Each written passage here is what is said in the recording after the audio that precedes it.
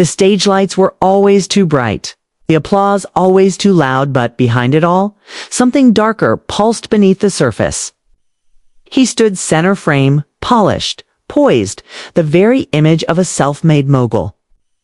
But the cameras never turned to what lay in the shadows, the people who whispered, the lives who watched from backstage, silently bearing the weight of what they were never allowed to say, not until now.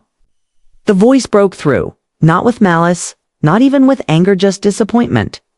A veteran, someone who had seen it all and played the game far longer than most had survived it. He spoke with restraint, but every word landed, like a hammer.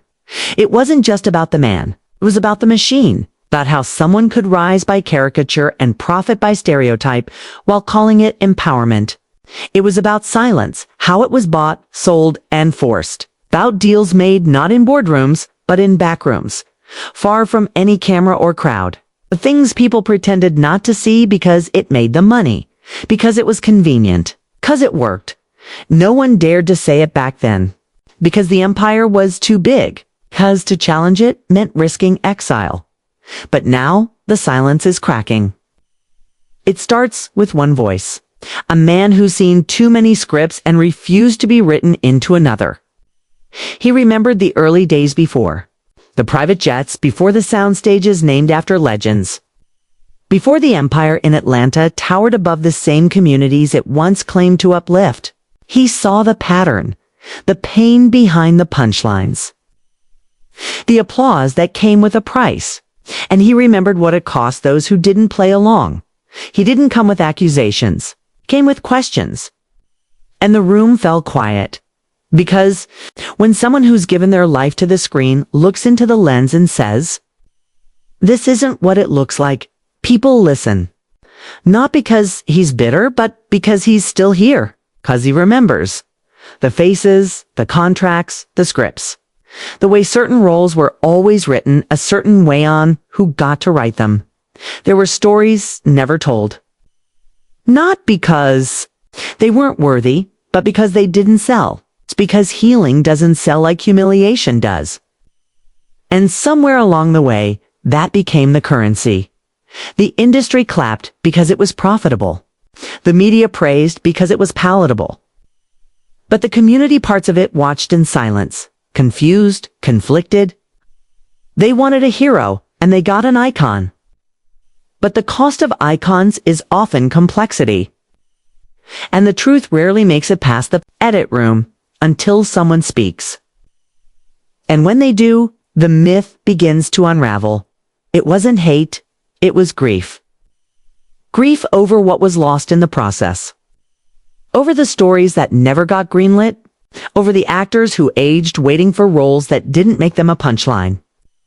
Over the generations raised on laughter rooted in trauma. Over the young black boy who grew up thinking the only way to be loved on screen was to wear a dress and mock his own. Over the voices that were silenced in exchange for ticket sales. 'Cause somewhere, the line between representation and exploitation blurred. And not everyone forgot that the silence didn't just come from fear. It came from fatigue, from watching people celebrate what others mourned.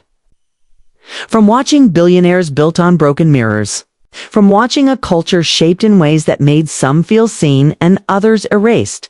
That is why the words landed like that. Not because they were cruel, but because they were true. ChatGPT said, "Here's the full cinematic script based on the title. Tyler Perry's disgusting rise to fame exposed by Bill Duke. Sent it in a slow burn dramatized tone, as requested. And written in continuous form without titles. The room is dimly lit. Bill Duke leans forward slightly, fingers steepled. Voice firm, but without malice. You ever seen someone rise so fast you start wondering what they had to leave behind? The camera holds on his face, weathered, wise, unshaken. He doesn't blink, he doesn't smile. I saw Tyler coming before anyone did. I knew he'd had the look, the charm, the humble beginnings story. But that man was willing to do anything to get through the door. And I mean anything. A pause. The air seems to tighten. The footage flickers to grainy handheld clips of Perry in the early 2000s, Medea's booming voice echoing through community centers. Then churches, then national stages. Laughter and applause loop over themselves, becoming hollow. "You think that dress was just comedy?" Duke says, eyes narrowed. "That dress was the price of admission." He nods, slow, deliberate. They wanted a clown. He gave them a profit in drag. And for a while, we all bought it. We cut to a timeline, fast-moving, deals with Lionsgate, the Atlanta studio. Cameos in big-budget films, Black Hollywood circles, whispering, but never speaking on camera. Know how many of us were told to shut up about what we saw? A blurred voice says, "He played that studio game cleaner than anybody, and he always made it look like God's plan." Bill Duke scoffs. God had nothing to do with some of those. Handshakes. Suddenly, a new clip. An old producer. A contract waved in front of the lens. Redacted lines. He'd borrow a story from someone's trauma, tweak it, mattify it, and cash in. Didn't matter if the person he borrowed it from was still bleeding. Silence. A voiceover enters, deeper than before, nearly growling. "This isn't about jealousy. It's about deception. It's about how we let a caricature become our cultural savior." We return to Duke. You don't build an empire that fast unless you know which gods to kneel to and which ones to bury. He shakes his head. Watched him leave behind writers, actors, community voices, black folks he called brothers and sisters. I'm supposed to applaud him because he built a stage and put his name in gold letters. Photos flicker. Oprah, Spike Lee, a scowling Dave Chappelle. Tyler Perry shaking hands with industry titans, smiling too wide, too often. He used God the way politicians use flags. Duke continues. To cover blood. Cut to a quiet street. In New Orleans, an old friend of Perry's walks the sidewalk slowly. We saw the shift. From sleeping in cars to flying in private jets. From handing out food to buying islands.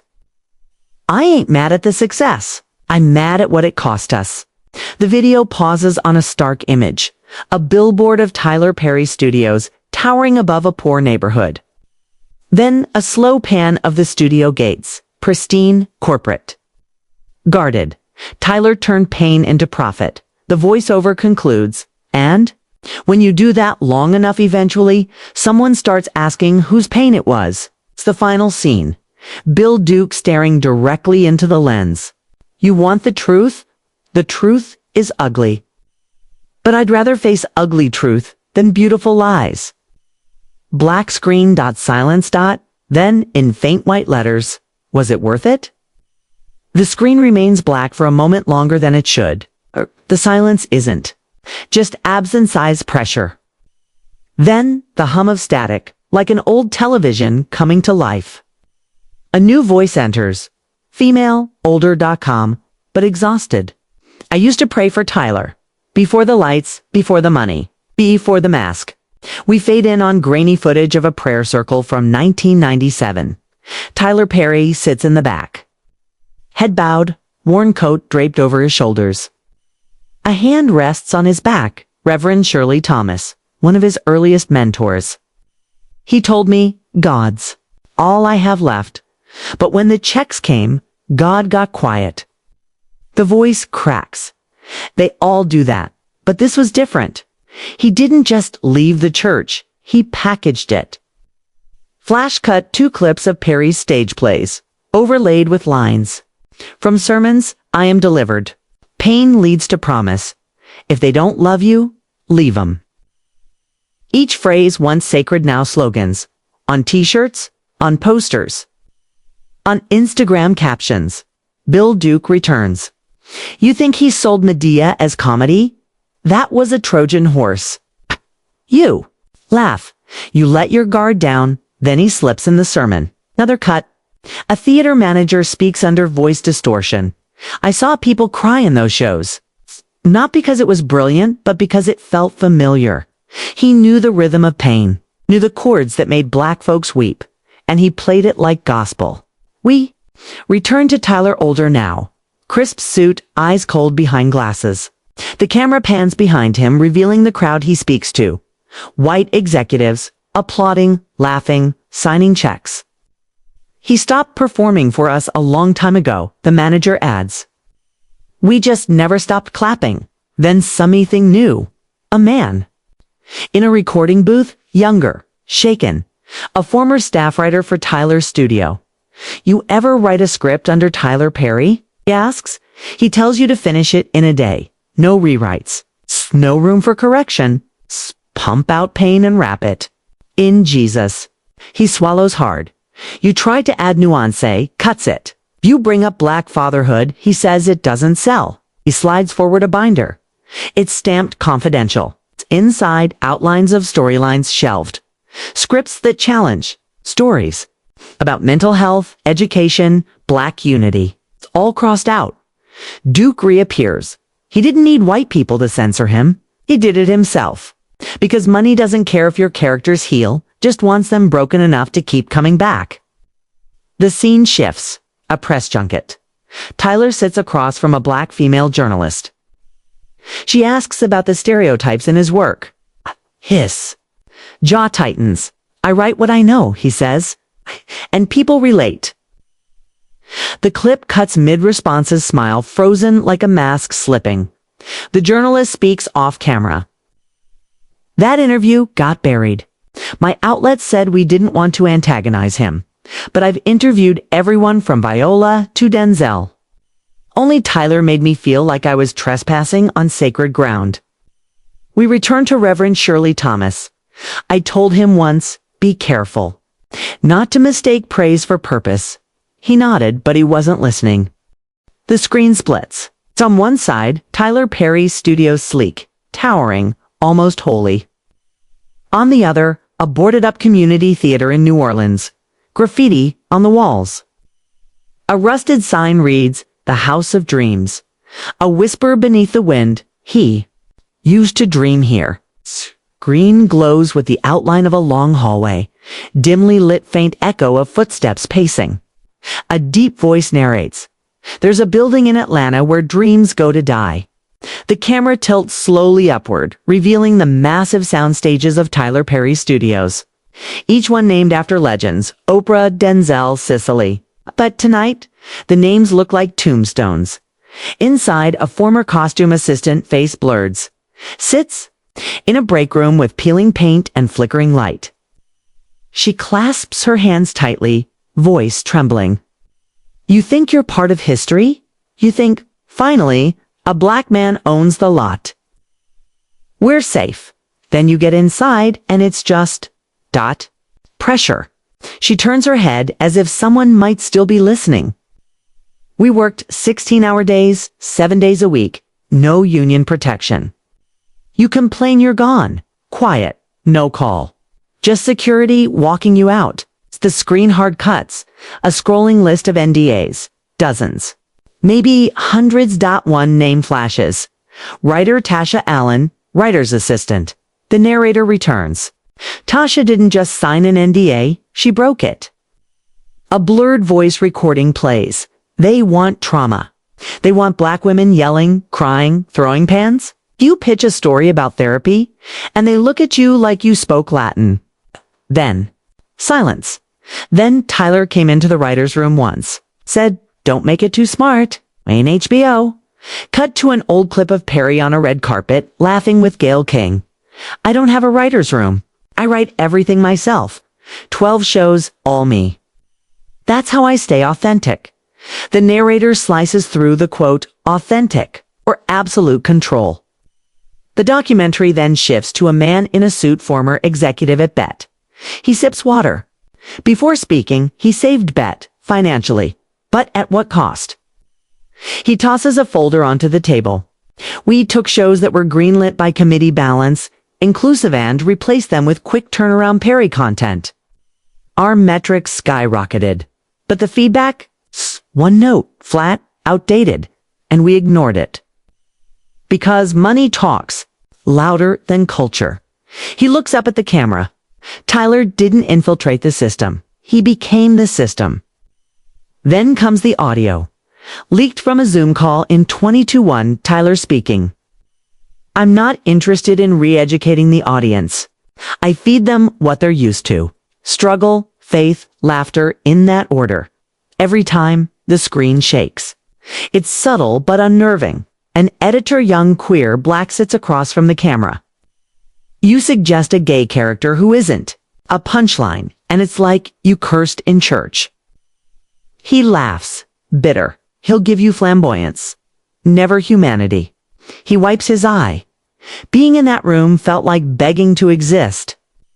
The screen cuts to Tyler on stage at an HBCU commencement.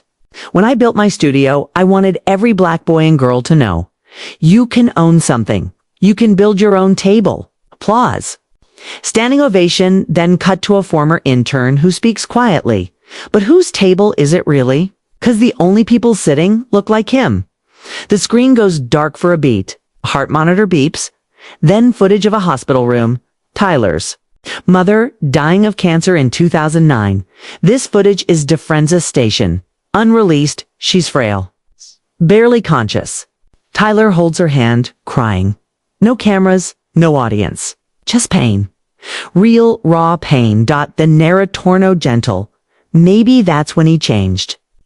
When the only person who loved him before he was any own left, then a photo appears. A young Tyler barefoot, standing in front of a church, smiling. Bill Duke closes again. Sometimes the thing that saves you is the same thing that haunts you. He built a kingdom. But he never left the dungeon. The camera fades in on a dimly lit backstage hallway. A single bulb swings slowly overhead. The silence is thick until the low, gravelly voice of an older man echoes off the concrete. Doesn't need to raise his voice.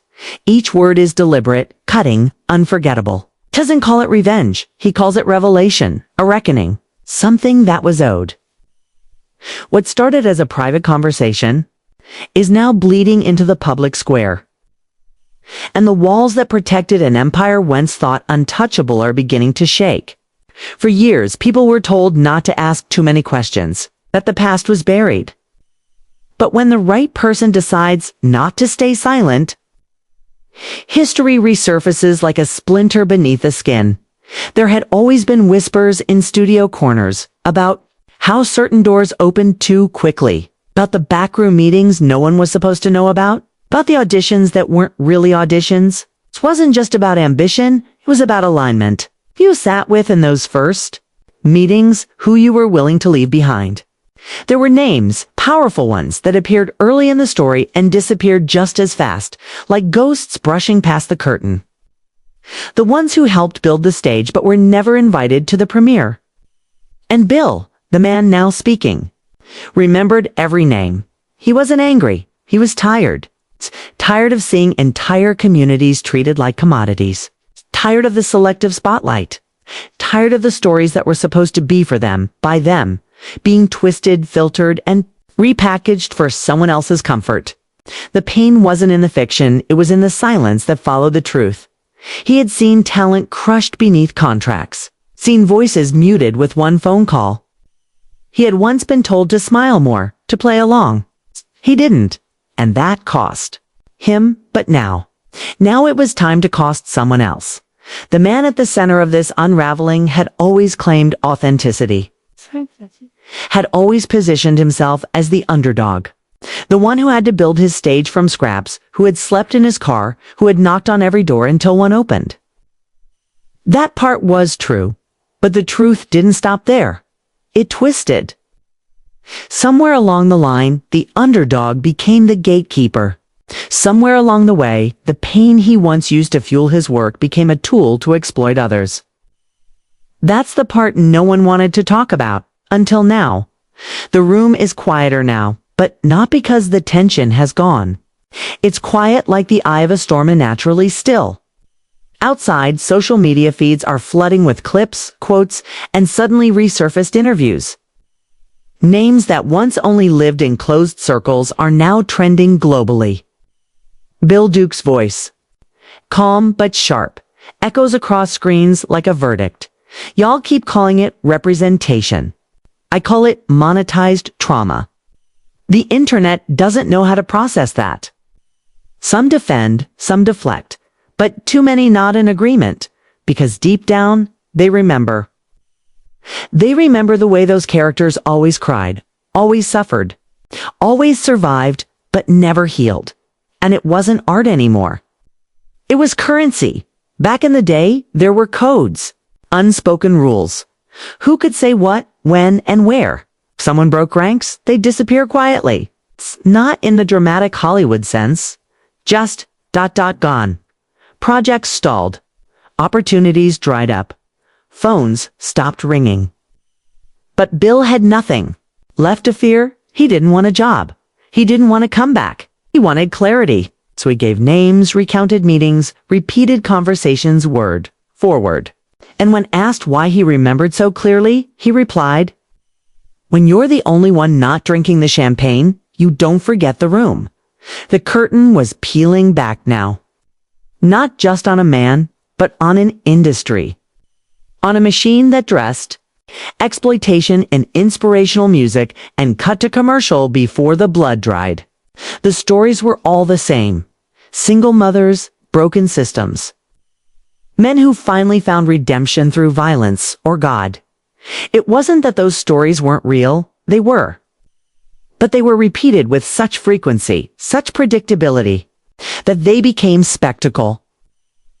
And behind that spectacle, the money poured in. And who collected it? That's where Bill's voice dropped lower. He figured out the formula. He said, he made pain profitable, and they loved him for it. There was a moment, just one, when even the most loyal defenders hesitated. Not because they agreed, but because they'd seen too much they couldn't explain away. Why certain actors were always cast in the same roles. Why some scripts never made it to production. Why those who tried to push for something different were quietly pushed out. It was systemic. And he had learned how to use that system better than anyone. Bill didn't smile as he spoke. He didn't gloat. His voice cracked once not out of sadness, but fatigue. I watched good people disappear. Watched them give their lives to this thing, thinking it was a revolution. It wasn't. It was a rerun. With better lighting, outside the studio, the fallout had already begun. The tabloids were circling. Think pieces were being drafted at record speed, and yet none of it felt sensational. It felt overdue, like an envelope finally opened. Inside wasn't a scandal. It was a mirror, and the question hanging in the air wasn't, how could this happen? It was, how long have we known?